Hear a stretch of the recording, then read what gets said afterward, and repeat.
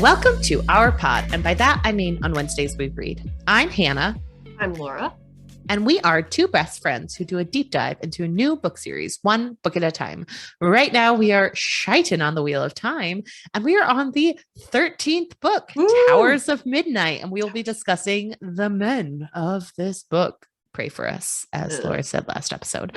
But before we get into less fun topics, Laura, what are you reading, watching, and or enjoying? Okay, so I watched Death on the Nile on Hulu. Oh, how was it? So I've already read the book, so I knew how it would go. I really like Kenneth Branagh as Hercule Poirot, but actually the actress who played Swan Sanche in Wheel of Time, she was in this movie too, and Fun. She's really good too. Oh, good. Let me just say, I do not understand why people are so obsessed with Gal Gadot. Is it Gal Gadot or Godot? How do you say her name? I believe it's Gadot. Gadot. I don't understand why people are so obsessed with her. I also don't understand terrible the actress, Armie Hammer isn't she? situation. Why are people so obsessed with him? I think that kind of went over when they found out he has like weird fetishes. Yeah. Fetishes. I don't think people are as obsessed with him anymore. But his acting is not very good. Like in this movie, I was like, there's a potential for this to be a fairly really good movie, I feel like, because it seemed like it was directed well and everything, and it was really beautiful, some of the scenes, but the way that those two, she was so incredibly boring. Incredibly she's not a very boring. Great actress. And the way that he was kind of over the top almost with the way that he acted, I was like, it's the two of them in this movie are off-putting to me, and I don't understand why they can continue to get so many roles. People stop hiring these two Kenneth actors. Branagh, quit hiring them. Kenneth Branagh always makes me think of like, I listened to the podcast Blank Check with Griffin and David, and one of them was like, Kenneth Branagh always makes movies where it's like, what if we made it, but you know, Hercule Poirot is young and he fucks. And they're like, but he's the oldest man to have ever played Hercule, so it doesn't make sense. Because he always has to cast himself in the main role like that. But he also can't like understand that he's a much older man than he actually is. So it's like, there was a couple moments in this movie too where they were like, "Oh, are you interested in that woman?" And it's like, "Oh, I didn't get that vibe at all." It almost comes off like maybe he shouldn't be interested in her. Maybe he's a dad. Ooh. Maybe he needs to work on that mustache. I don't know. I'm comfortable with the situation right now. But I thought if they would have had no Gal Gadot in this movie, that would have significantly improved it. And if they would have told Armie Hammer, like, can you please not do what you're doing? Do something else. Could you stop, please? Do something else. Do less. Yeah. I did not like the two of them in the movie, but the movie overall was good. Delightful. Not great. Good, not great. Are you reading anything? I'm going to rewatch a million times by any means. I don't know if I will even rewatch it once, but I watched what was the first one? Oh, Murder on the Orient Express. I watched Murder on the Orient Express, Express. When I had Movie Pass, when that was still in working order, and I was living in Texas, and I saw every single movie that came out that year and that year only. Nice. It was very much, I watched it once and I was like, that is a movie that I watched. And I feel like Death on the Nile will be very much the same. Okay, let me just say that's kind of how I feel about Agatha Christie's books. Okay. Where I'm like, I enjoy this and it's very consumable. You know exactly what you're getting, but it's kind of just a palate cleanse, not a palate cleanser. I don't know if that's the right word even, or right term even, but it's one of those things where I'm like, you know what you're getting. It's going to be good, not great. And you're going to move on. Right. I think that's fair. I think Are you reading Agatha anything? Christie's a really good writer, but I just, that's okay. I keep going on with my thoughts. Agatha Christie's a really good writer, probably one of my favorites, but I wouldn't say that any of her work is like revolutionary. I'm like, this is the greatest thing I've ever read. Just that's like, fair. She's got it down, her system for what she writes, and she just continues to write in that same kind of formula. And it works for her. Yeah. Guys, Laura and I are recording at 8 o'clock at night, and we're usually like 2 p.m. people when we record. So you're really getting the late night action. Sorry. No, we just have a lot more random thoughts where it's like, I need to sit with this for a moment. I know. I had to get some more Agatha Christie thoughts out. I just wanted, and one more thing about Agatha Christie. Hannah has never read a single one of her novels. So, you know what?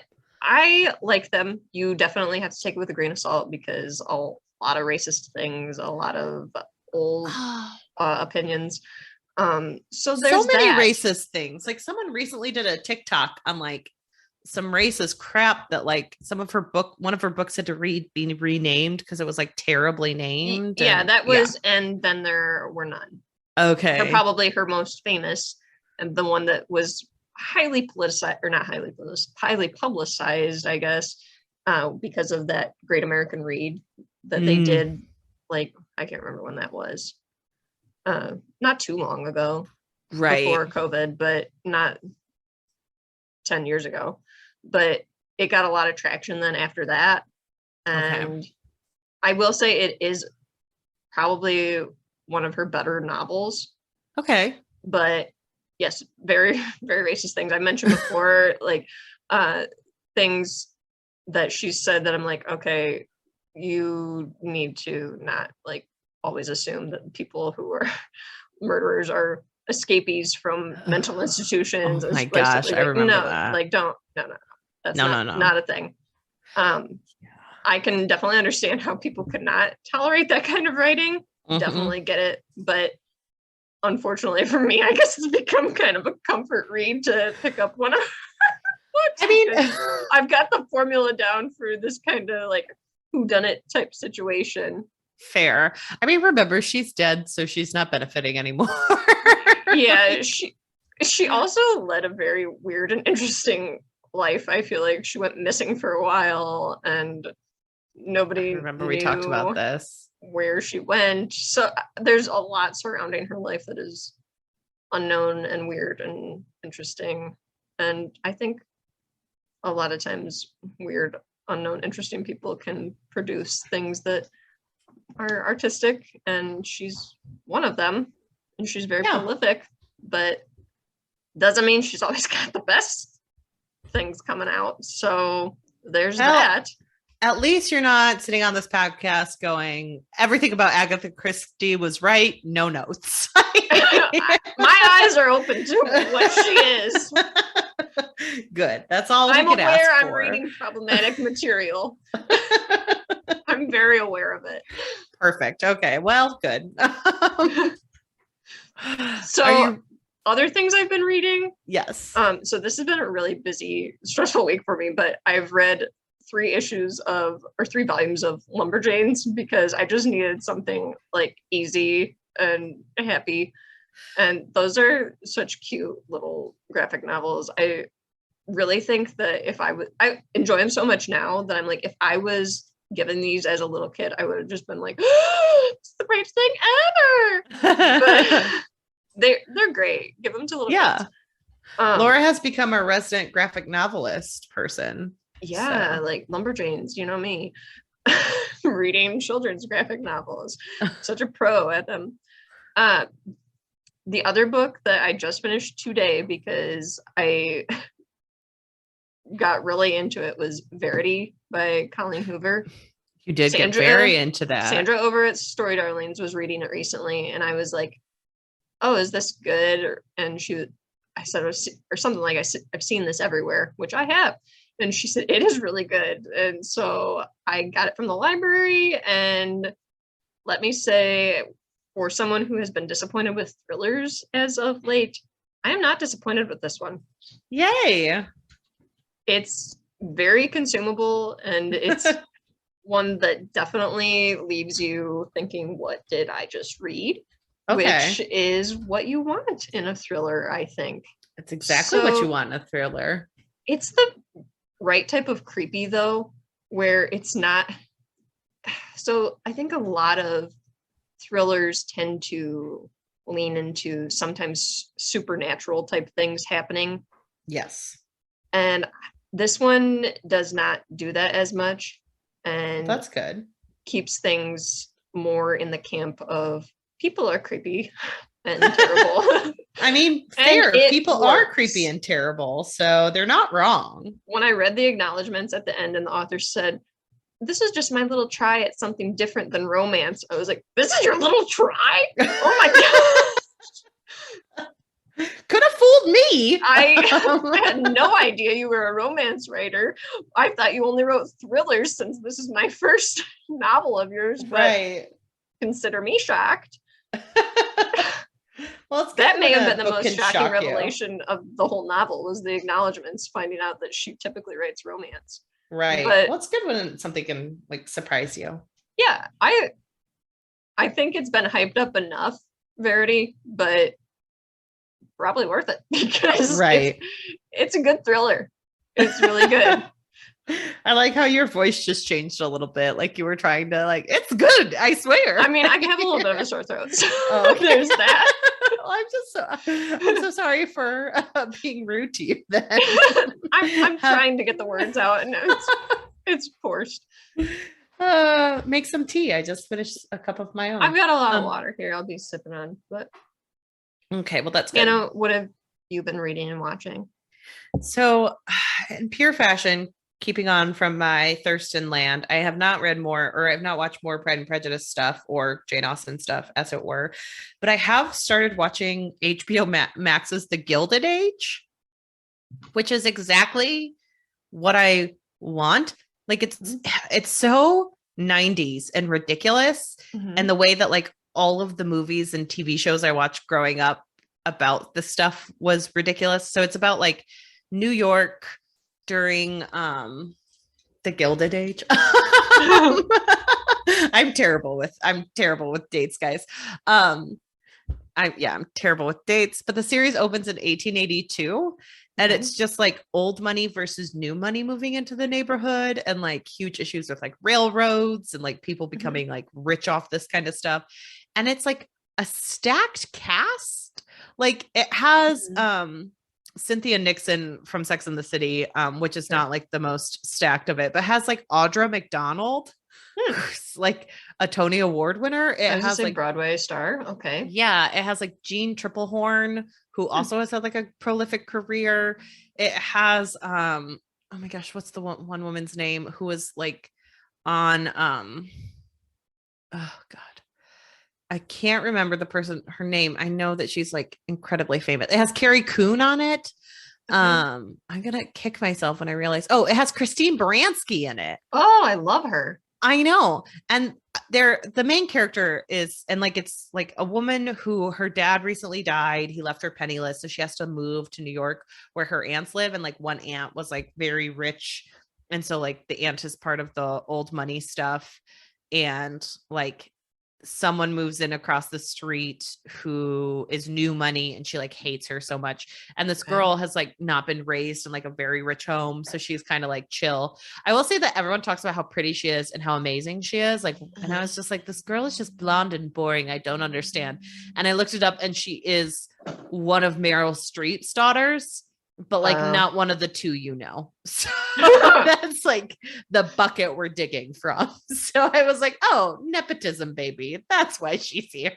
But yes, I've watched 2 episodes. In it, nothing much has happened, but so much drama has happened, like people not having a bazaar at this woman's ballroom and the husband like swooping in to save the day, and it's just like rich people being mean to each other, which I understand capitalism is a bad and faulty system, but I will consume watching old rich people be mean to each other every day if it's in 1882.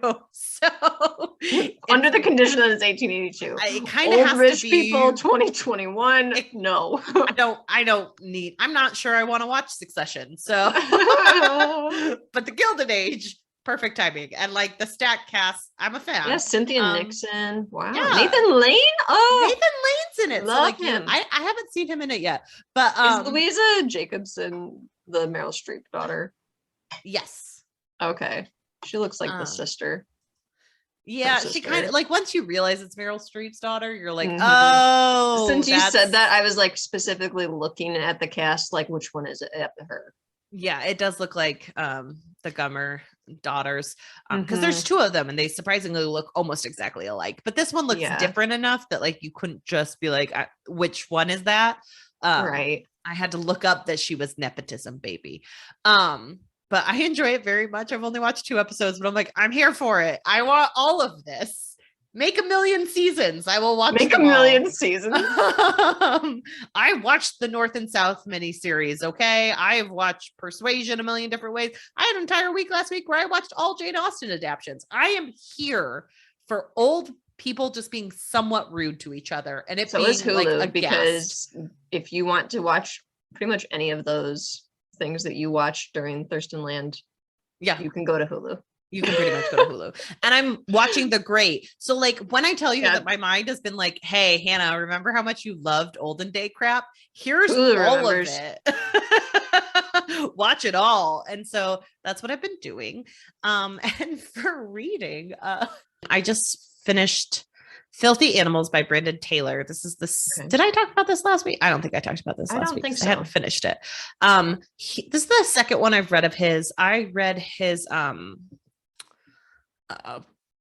other book that is called Real Life, and it was amazing. Real Life was about like this graduate student and like a weekend of his life and like getting kind of swept up in a romance while like having issues with his graduate funding and everything in between, and kind of going through the fact that like one of his parents had just died and going through like all this different trauma. Filthy Animals was a little bit different. I would almost put it like almost like a Goon Squad in that you're jumping around to different people and moments in their life over the course of like a weekend.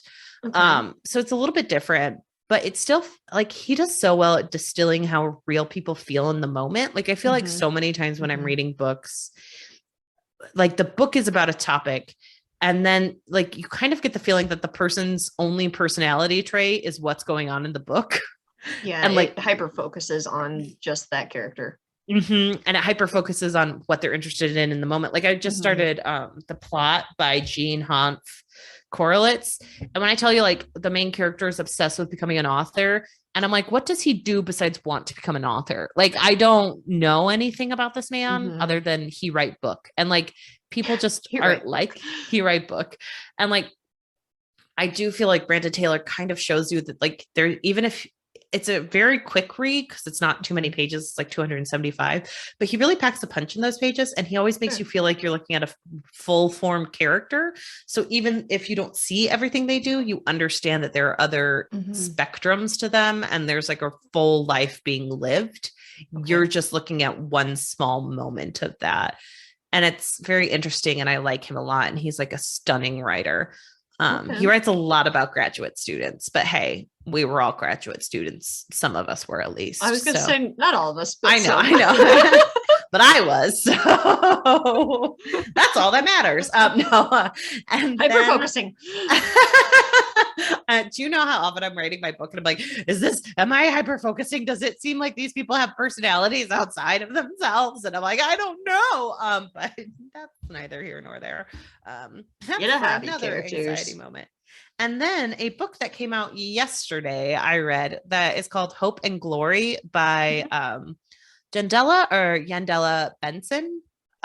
It is about a girl who is, she's from London, but her parents were born in Nigeria. And she kind of moved to LA to like get away from her family. And she was away during like some upheaval where her brother was arrested and he's in jail now. But then her dad dies suddenly. So she has to fly back home. And she was kind of suffering from like mental health things. So she decided to kind of just move back home fully, kind of like leave her old life. And so it's very much about her. And while she's there, she finds out some things that she didn't realize happened to her family. And it's very much about like, it shows kind of like how immigrant families kind of had to do what they needed to do for a long time, and how like history can look really bad when we're looking at it from like a 2022 context. Like the way she reacts to some things I can understand while understanding why things happened the way they happened and like the complicated feelings.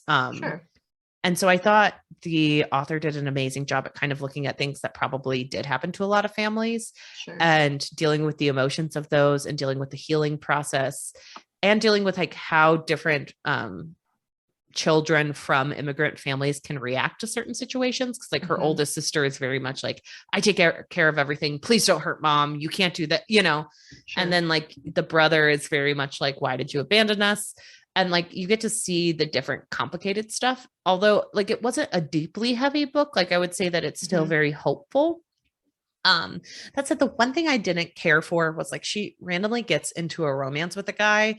And while I understand that like romances happen when they happen, it was a little bit like, why do I care about this man? And they had like so many issues when they were together where I'm like, I understand what you're trying to show for her personal growth. Like, cause the author does a great job of showing her as a deeply selfish person who you very much root for. But I was also like, and why do I have to see her get into another text fight with this man? She just lost her father. She's dealing with family trauma. That's enough. Like, I don't need this random sideline in this book where it's like, oh, watch her grow with this maybe relationship. It's like, it seems like these two people should not be together right now. And like, he's like, you always get so jealous. And it's like, yeah, but from what we're reading, like you understand why he's reacting the way he's reacting. Cause I would read stuff and be like, why is she acting this way? But she also had a lot of emotions going on and he doesn't give her a lot of information. And then he'll be like, why did you react that way? I just didn't want to tell you that this is who that person was. And I'm like, why?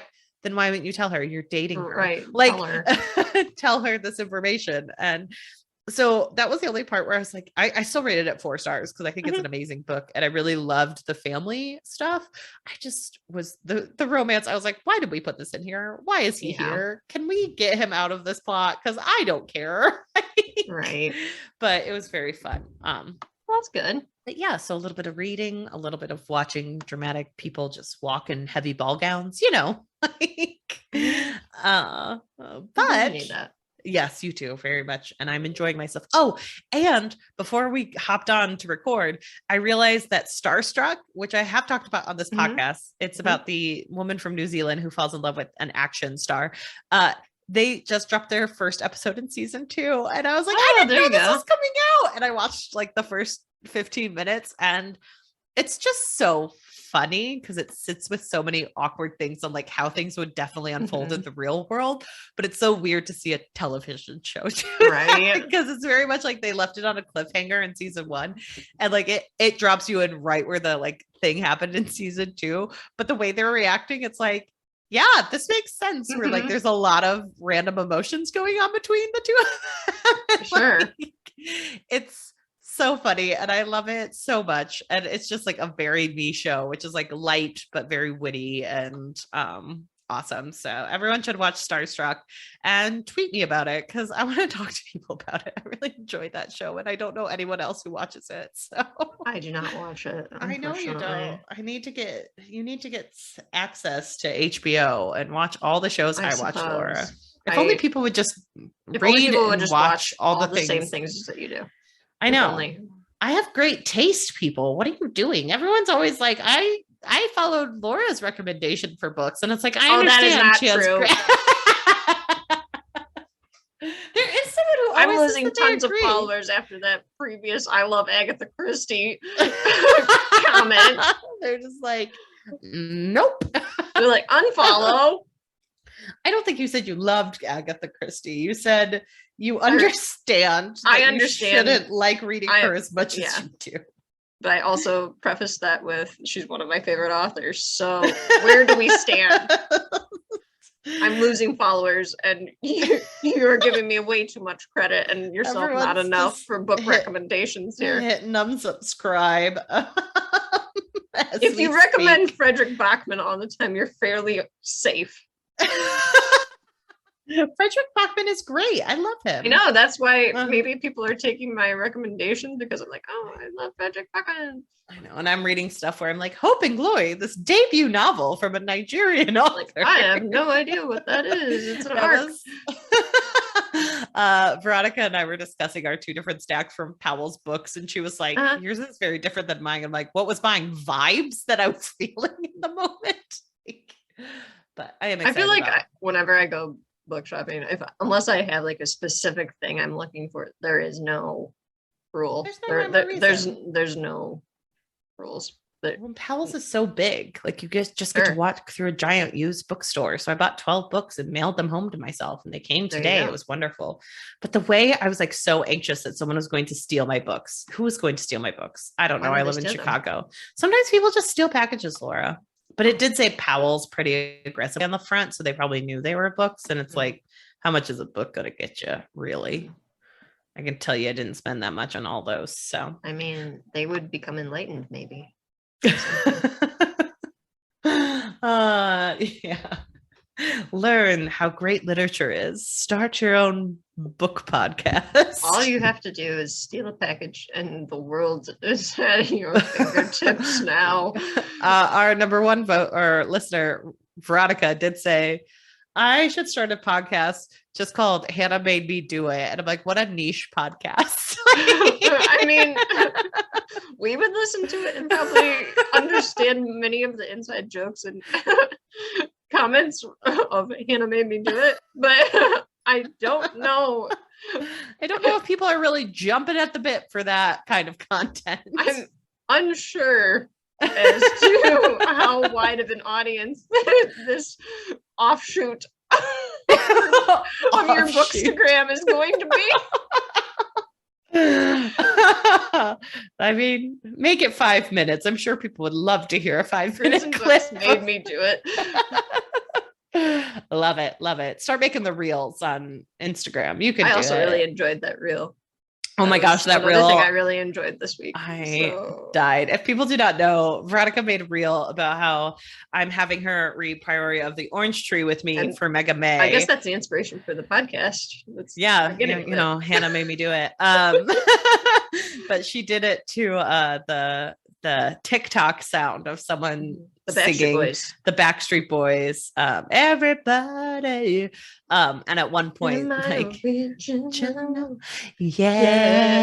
am I the only one?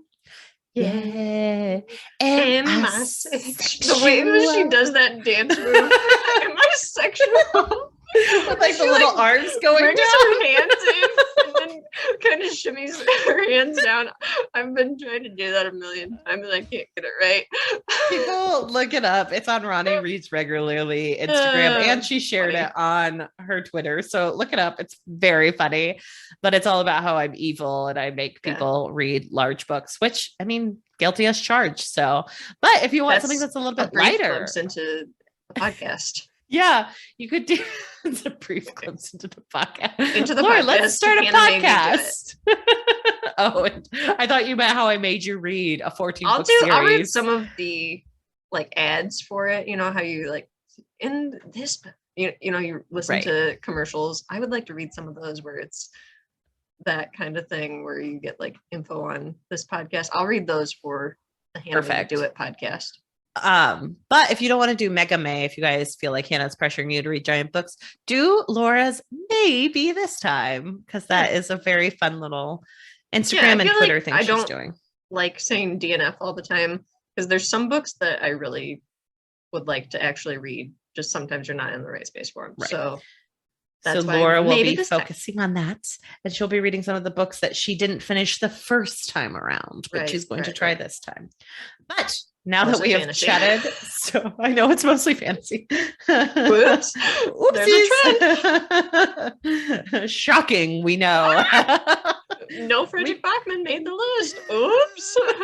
We created an entire podcast to get us to finish series or any books. So. Whoops. All right, but we should get into it. Who do we want to talk about? The man of the hour in the book itself? Perrin, I mean, is Perrin Ibarra or Abara sometimes. Abara. Yeah. They change how they say their names, so we can too. Yes, exactly. Perrin, Boring McGee, whatever you want to call him. What did you think of Perrin this time around, Laura? Here's the thing I don't like about Perrin in this novel the most is he is learning how to do these things in the dreams that Egwene learned how to do a long time ago, but he gets to learn them almost instantly, and he's like better at these things than Egwene, and Egwene has I forgot how I could do that. And I'm annoyed that these things are coming so easily to him. And I get it. That Egwene had to have more of a struggle. And had to be taught by, like, he had to be taught by wolves, I guess, but like, it seems much easier. I do agree with you. His journey is so much easier, and I'm bothered. Yeah. And I don't like the fact that he even shows her how to do some things, because I'm like, no, you don't get to just be instantly better at this than someone who's had books and books and books of it. Right. I get that sometimes that does happen, I guess, when you enter your dreams. No, I mean, like, in real world situations, it does happen when you are like, really experienced. Sometimes that happens in your dreams. That was me trying to make a bad joke. But I know, but I loved it. I liked the bad joke. I do think there are situations in the real world where somebody who's really experienced can be taught something or learn something from a person who is just starting something or has just innate talent. That happens all the time. However, in this book series, this is becoming more of a discussion on Egwene, I guess. I'm just bothered by how many struggles she has to go through, and then it's instantly easy for Perrin, who is very annoying in this book because he's just I don't think it's necessarily about Egwene. Like, I think you're selling yourself short, because I do think that this is an important discussion to have. I do think a little bit of it is, unfortunately, Jordan forgot about Perrin's powers. Yeah, he did. And then Brando was like, this might come in handy. We could use this in the last battle if he knew how to do stuff too. Right. He doesn't just have to try to decide between axes and hammers.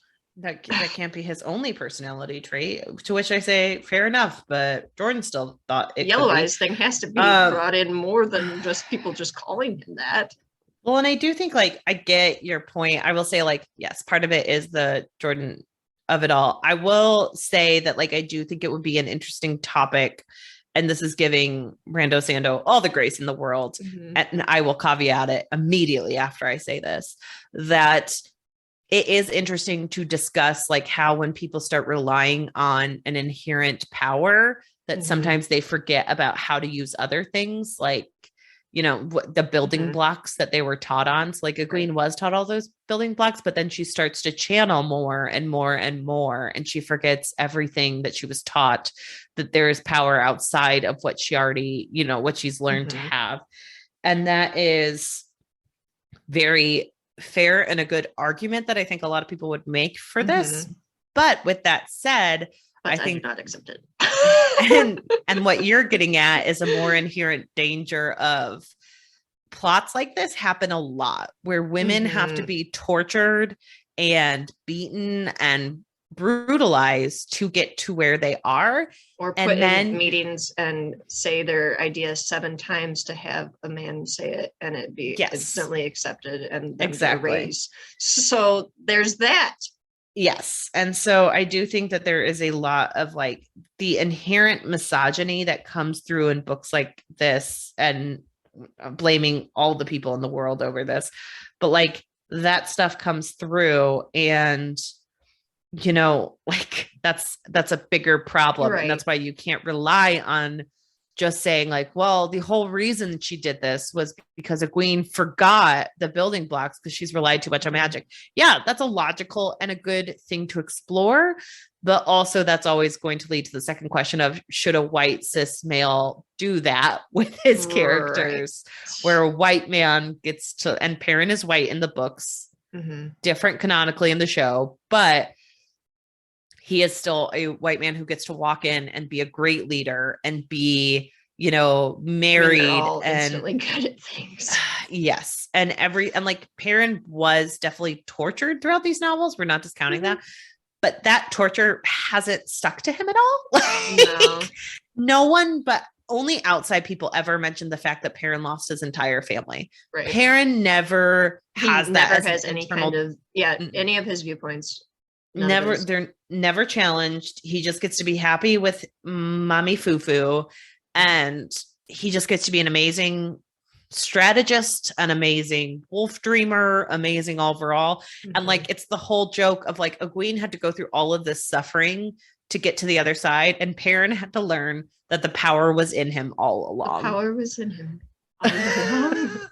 One of my better jokes. I also kind of wish they wouldn't have, like, that Sanderson wouldn't have brought in, was it Gnome? Yes. So that's maybe one of the things, I just thought about this earlier today, and I was like, you know what if we would have just like left that alone, and Perrin doesn't get to know how his story ends and has to have that kind of like in the back of his mind, like, oh, I could become like him, I wonder what happened to him type situation, rather than have a resolution for every story. I think Brando Sando maybe likes to have a resolution. Yes. But sometimes you do encounter people in your life and you don't know what happens to them. You don't get to have that, oh, this is how the story ends. I think that would have been, especially in this case where it's something that is so connected to Perrin and his powers and the unknown of it all, it would have been more interesting for him to not know what happened to Gnome. I do think that that's also a little bit, I don't know if it's Brando Sando's like definite all the time, because we haven't read anything else written by him. But I do also think that that is a little bit of a subject of the 90s. Everything had to be tied off with a little pretty bow. And I do think more recent literature has lent itself to not everything has a happy ending or an ending at all. Although this book really drills into you that there were a million other unhappy endings.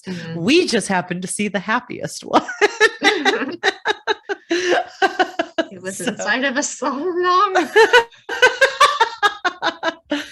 where I needed to look for my love of this book. That's inside. It's inside you, Hannah. No, it's not. But I would say Perrin is very annoying in this book. I didn't like Perrin in this book. Never thought that I would be saying this back when we started the series. We love too much Perrin. It's too much Perrin. It's so much Perrin. And Perrin just doesn't. I think the problem is like it. Again, it always feels like we're just retreading old ground or ground we already lost along the way, so it doesn't matter. And it feels a little trite to come back after 13 books and be well, now he's got to learn about he's got to figure this out. Dreams. Like, isn't it too late? Yeah, I'm kind of, it's too late for me. It's too late to apologize. Time to move forward. It's just too late. Yeah. So that's that. What are our thoughts on Matt? I liked the storyline with the Elfin and the Eelfin. Really enjoyed that. Yeah. Same. Matt is Matt at the beginning of the series again. I mean, Matt has found his roots according to the words in this novel. He's very concerned with fashion. Oh my god, he's very concerned with boobs again, which I could have just read like that. I would have read another Perrin makes a hammer and just forgotten. And I decide between a hammer or an axe. One kills people, and one also kills people in a different way. But it could also. I like to hear. I can't find my hat. I can't find my hat. Where's my hat at? But they didn't even talk about my hat. They didn't talk about my hat. Look at this hat I'm wearing. I'm gonna hand you a badger. He's gone off the rails in certain ways. First of all, he married Tuan. That happened a while ago, and that was maybe the beginning of the end for Matt. Just because now I'm like, he had so much character growth. And now we're back to square one with this. Now we're back to like childish person that I don't appreciate very much. It goes back but still does cool things, and I have high hopes for. You with the whole joke of Fairly Odd Parents that we bring back, like, well, I would make out with her if I didn't have a wife. If I didn't have a wife. Like, it just doesn't make sense to have Matt like that. He's just, I understand that like Brando Sando has said like I just don't understand Matt, and it's like it's apparent on the page. We know you don't, because Matt had so much personal growth, and you all just like now it's he just, was the only thing holding together those Robert Jordan novels during the period of time that I like to call the dark times, where during the slog, during books 6 through 11. About half the series and over Matt half was of the what Jordan only wrote. thing carrying those books. I remember that terrible book that I was like, honestly, I was there for the romp of Matt, and so Winter's he made Heart. it better. Yeah, like I hated a lot of that book, but Matt gaslit me into thinking I actually enjoyed it because Matt was fun. My point is proven. Yeah, like, and now that was the worst book, and the Matt part was so interesting and fun that you're like, I totally overlooked all those terrible things. Yeah, like you were like, Hannah, this book was terrible. What about Elaine? What about this? And I was like, do. But did Matt have to plan a heist? Yes, he did. And did he get to actually do the heist instead of Brando Sandoing all over it and being like, never mind, we forgot about the heist? Honestly, I was just shocked that they got to the tower and they actually had to go get Moraine and she wasn't just sitting there waiting for them.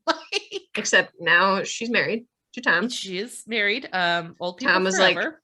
Like, I think I can't be with you because you have powers. And she was like, I will give them up for you. And he was like, good, but you don't have to.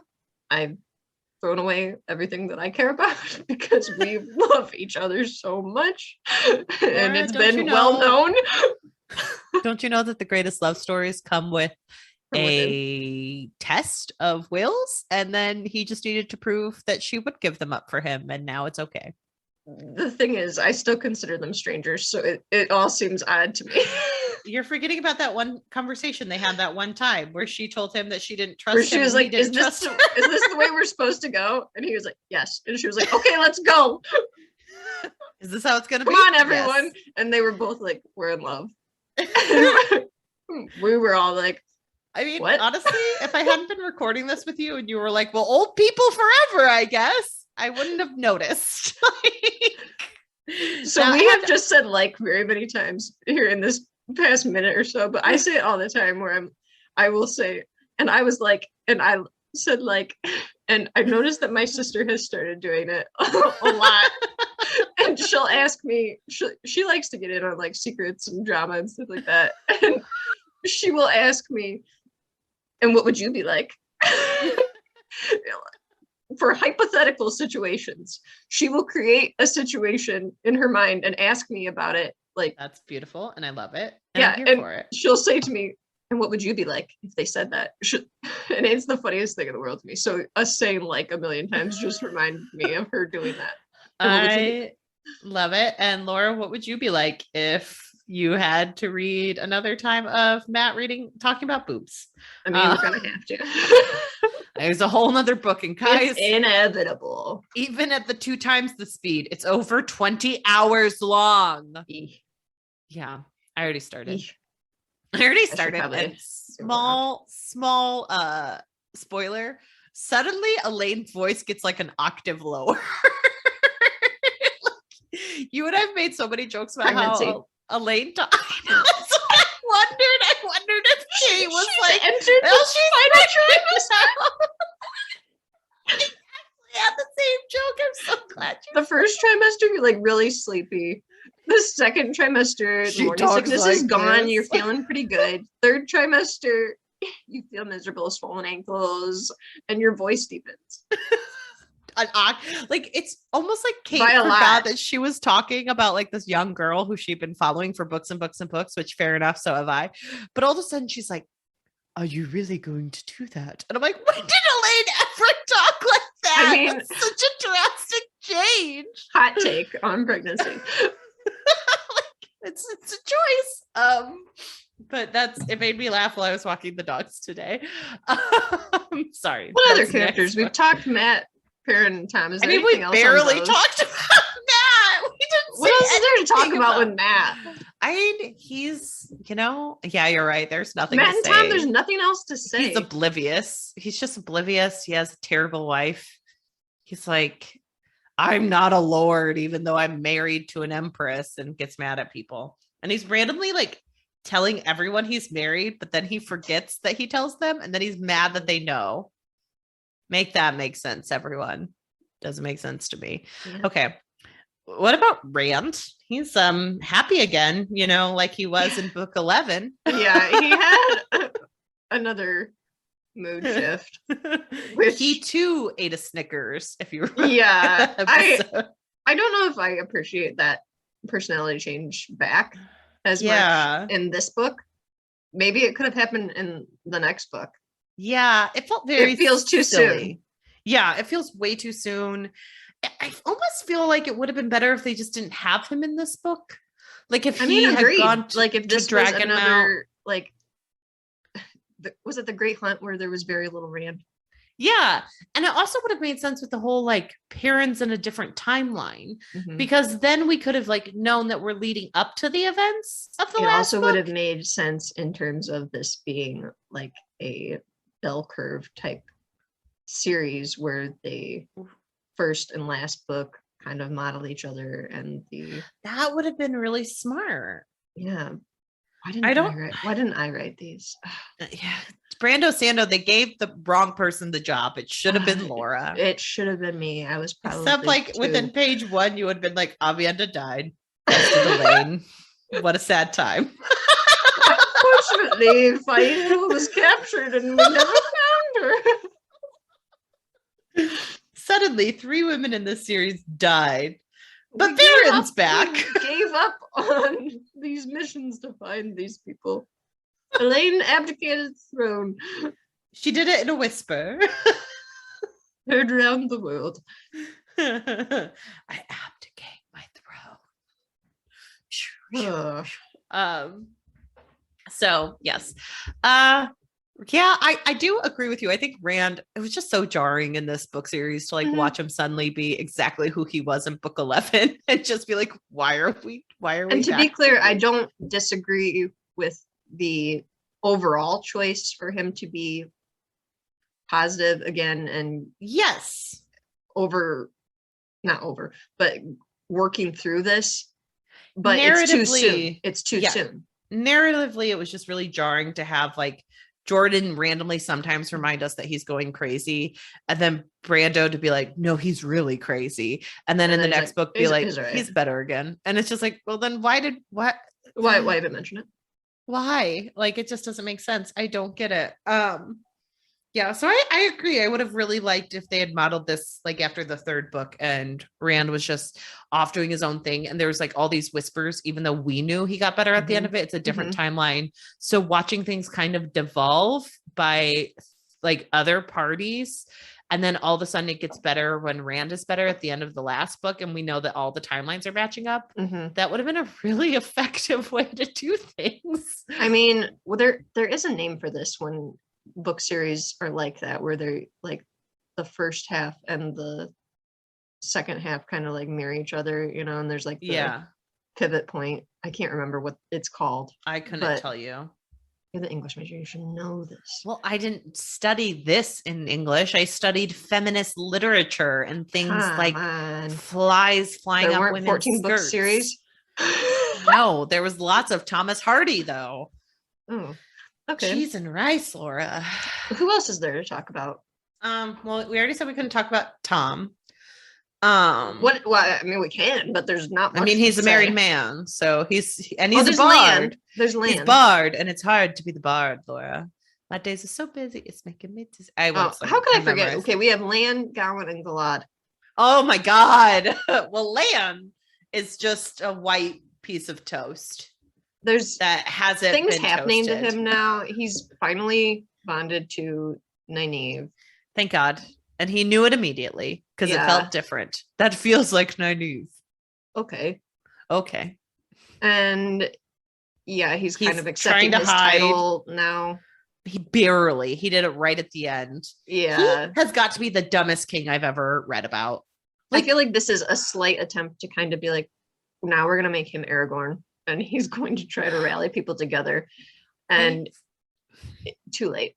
Guys, newsflash, Hannah doesn't like Lan anymore. She kind of hates him more than she hated Nynaeve.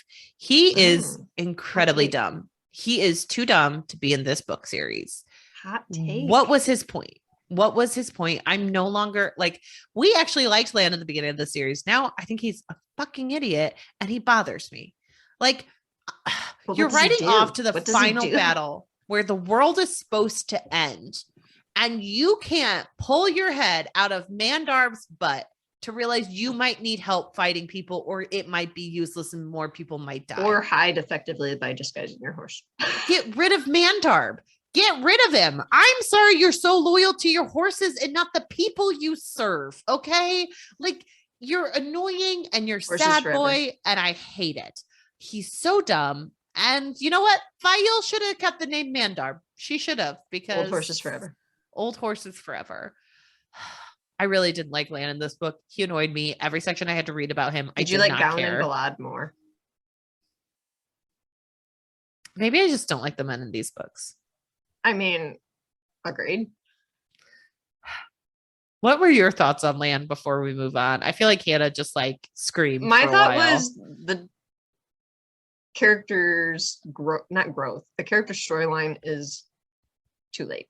Yeah. If you're trying to do the Aragorn thing with him, just stop. Just stop.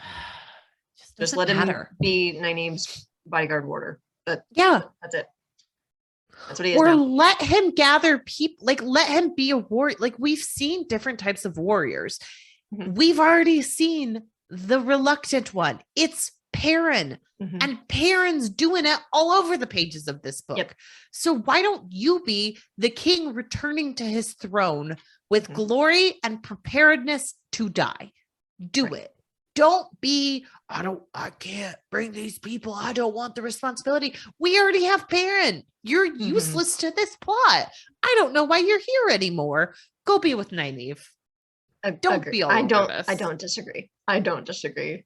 Sorry. I didn't know I felt all these feelings about Lan. You have honestly feelings about Lan. I didn't have any feelings until you just asked me about him. I hadn't even distilled any of these feelings into a So how do you feel about Galad and Gowan? I mean, it's bad when a fascist is better than a younger brother. It's just not a good look. Because, like, sadly, Galad is more palatable to read about than Gowan. Because at least with Galad, he's learning, I guess.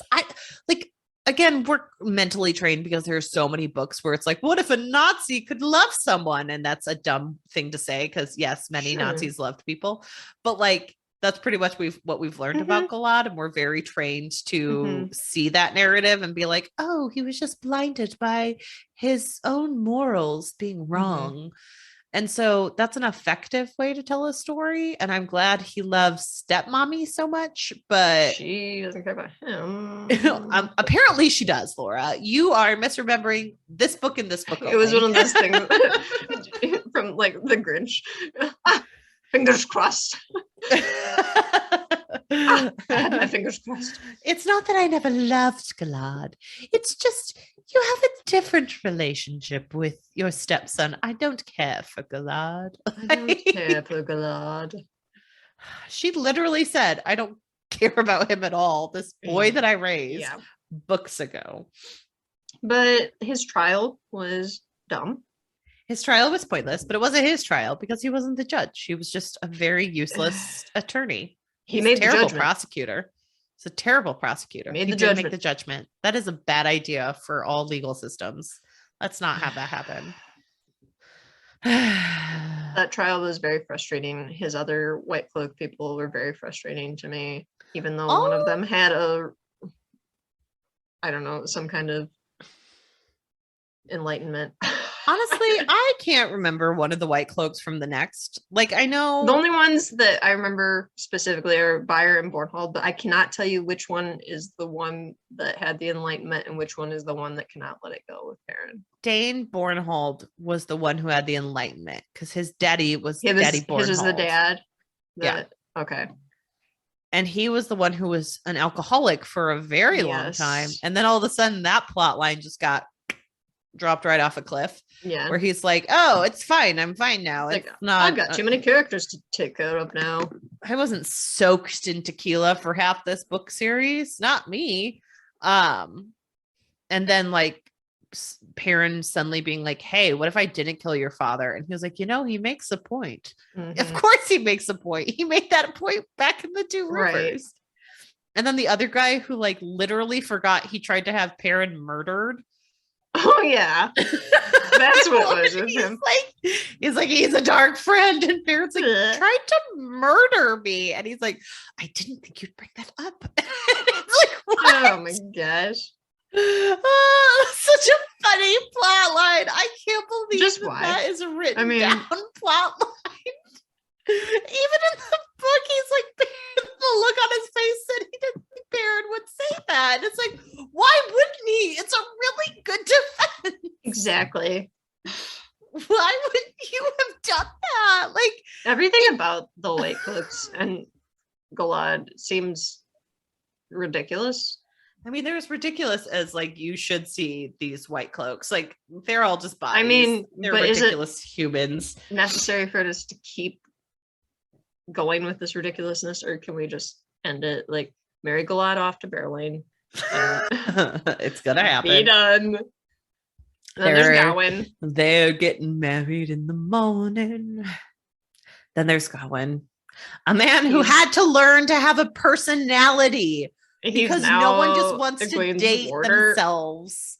I was so mad. She should have let him die. I'm pretty sure you said that in the last book. I don't know if I said that.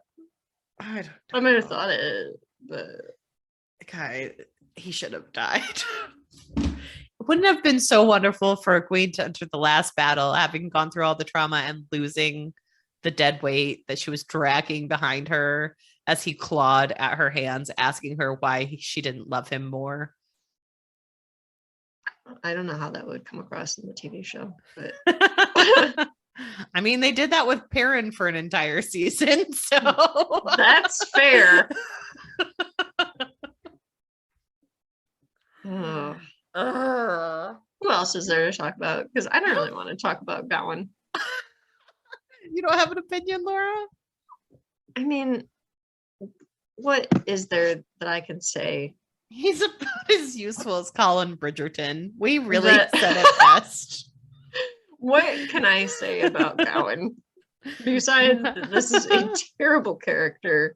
How do you solve a unfortunately problem holds down one of the best characters, and I'm bothered by him.